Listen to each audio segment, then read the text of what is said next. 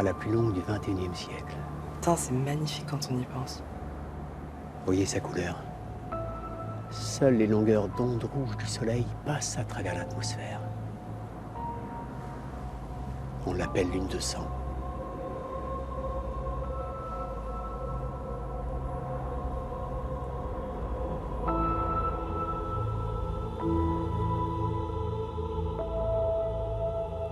Alors le film est parti d'une image, effectivement.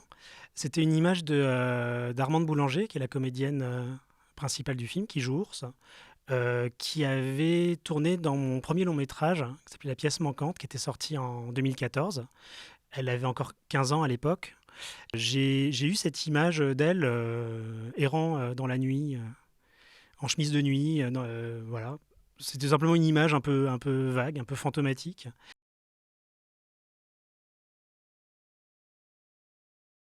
Alors on pourrait dire que c'est une trajectoire d'émancipation. On dit souvent ça dans les films d'adolescents, d'apprentissage. Pour moi, en fait, il y a deux parcours. C'est le parcours d'une fille et d'une mère également. En fait, on découvre un peu progressivement que Course a perdu son père et que toutes deux, la mère et la fille, sont un peu en stand-by dans leur vie. Chacune a une sorte de blocage pour continuer à vivre, une incapacité par exemple, à aimer.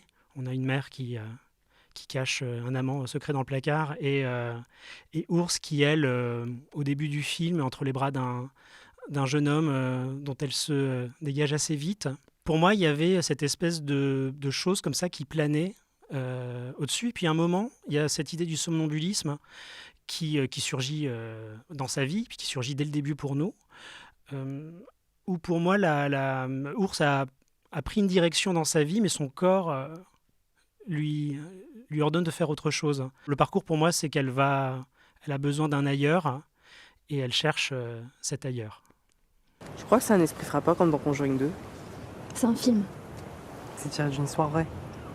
Mais c'est quoi le rapport avec moi? Ben, ça se trouve, c'est un esprit qui prend possession de toi pendant que tu dors pour te faire des bails chelous. Tu sais, t'as parlé à quelqu'un ou pas? Comment je peux savoir? Ouais, faudrait te filmer. Mon père a une GoPro. Bon, on y va?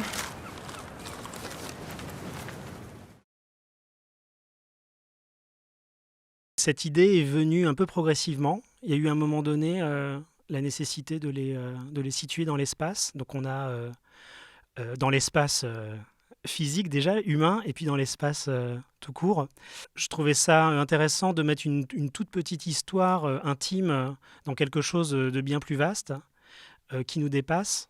Et la façon dont c'est utilisé dans le film, je crois que ça passe beaucoup par le copain d'Ours, Jordan, qui lui imagine des choses insensées et imagine que les astres viennent nous faire signe de quelque chose. C'est lui qui emmène aussi un peu Ours dans son imaginaire, quoi. Donc le film, à un moment donné, est un film à deux têtes, hein, entre elle et Jordan, et jusqu'au moment où lui l'accompagne d'ailleurs dans cette quête.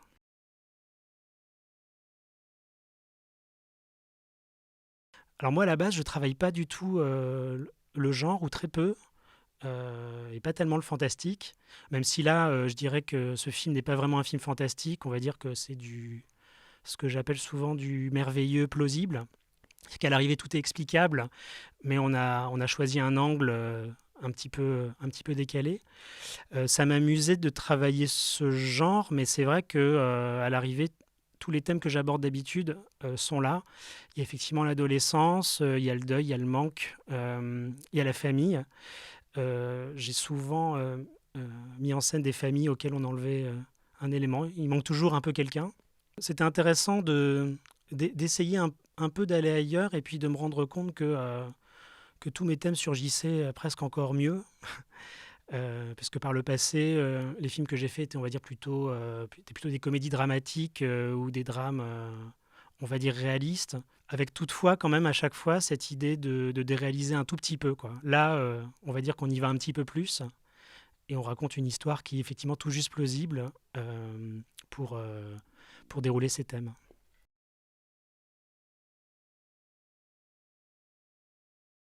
C'était vraiment pour moi au départ un thème satellite du film qui m'aidait à construire le personnage de Jordan, qui est un enfant précoce, qui a 15 ans dans une classe où les gens en ont 17. Donc il est un petit peu plus jeune, il est moins intégré. Et l'idée du harcèlement, d'avoir comme ça un peu, d'être un peu une tête de turc sans que ce soit vraiment l'intrigue principale du film, elle a surgi très fort quand on a fait le casting du jeune homme. On avait fait passer une annonce décrivant le personnage et on disait qu'il se faisait un petit peu bousculer à l'école. Et beaucoup de... C'était un casting sauvage, enfin n'importe qui pouvait y participer. Et beaucoup de jeunes nous ont écrit en nous parlant de ça, en disant j'ai connu ça, j'ai connu le harcèlement, et à un point vraiment inquiétant. Il y avait beaucoup d'adolescents qui répondaient à l'annonce principalement pour ça. Donc là, je me suis dit qu'il y avait quelque chose. Ça va? Ok. Et là. Eh Blanche-Neige, ils sont où les 6 autres? Haha, très drôle. T'es beau quand tu danses. On dirait une grosse sirène. Je l'écoute pas, j'écoute pas.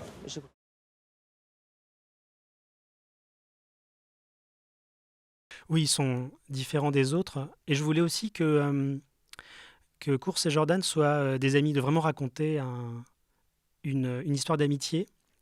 Je voulais pas qu'il y ait d'ambiguïté entre eux. Et c'était important qu'à un moment donné, ils aillent ensemble, parce que j'ai l'impression que c'est justement ces histoires d'amitié ne sont pas forcément toujours racontées. Dans l'adolescence, on parle souvent des histoires d'amour. Effectivement, c'est un peu les deux pestiférés de la classe, du moins on peut le deviner. Principalement lui, mais par ailleurs, la comédienne d'Ours a beaucoup ça. Elle a une espèce de reste de l'enfance qui reste visible, quoi.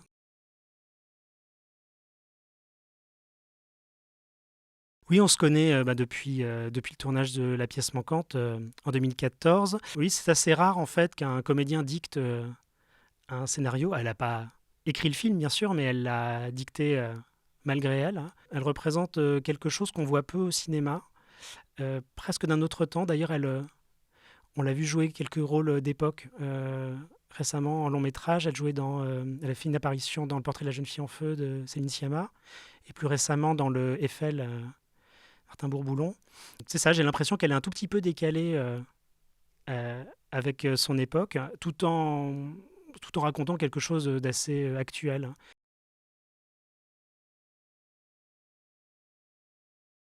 Ça a été la plus délicate parce que c'est vrai que je voulais que le film, à un moment donné, s'enfonce dans quelque chose, dans les bois, dans la lumière, dans la musique. Mais jusque très tard, c'est une séquence qui était notée comme totalement inconnue au scénario. Voilà. Tout était assez précis, assez dialogué. Et puis, il y avait ce moment de la rencontre avec le père il y avait 3 lignes qui disaient il se rencontre ou elle le voit. C'est peut-être le seul moment où on a essayé de faire confiance un peu au cinéma, où on ne pouvait pas vraiment prévoir. Alors évidemment, techniquement, on était dans les bois, on a mis de la fumée, on a baigné tout ça de lumière, mais c'était pas vraiment possible de savoir comment ça allait se passer. On a, avec la chef opératrice, créé un dispositif et on attendait de voir un petit peu où ça nous menait, avec et la silhouette qui joue le rôle du père et Armande. Donc c'était plaisant à voir, mais ça aurait pu ne pas se passer. Et là, bon, je vous aurais raconté autre chose, certainement.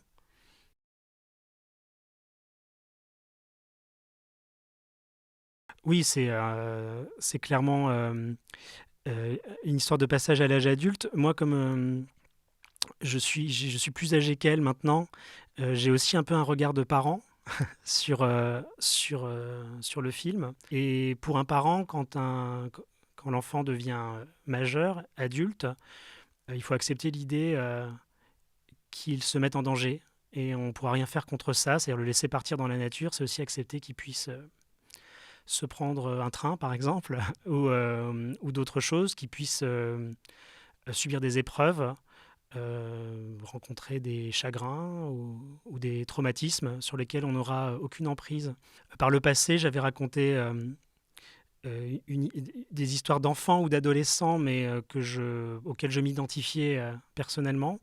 Et là, je dois dire que j'ai plus un regard d'adulte, avec un âge plus avancé, sur ce qu'elle devient. C'est sur le passage à l'âge adulte, mais c'est surtout sur la rencontre avec le danger.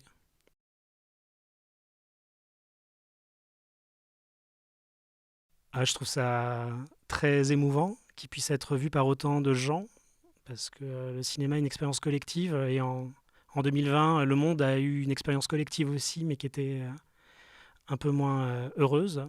Et puis de manière plus anecdotique, je pense à cette séquence où Urs et Jordan sont à un cours d'allemand, et le film a déjà été diffusé en Allemagne, mais je me demande toujours quelle est la sensation que peut avoir un spectateur germanophone sur cette séquence. Voilà, donc peut-être qu'on nous le dira.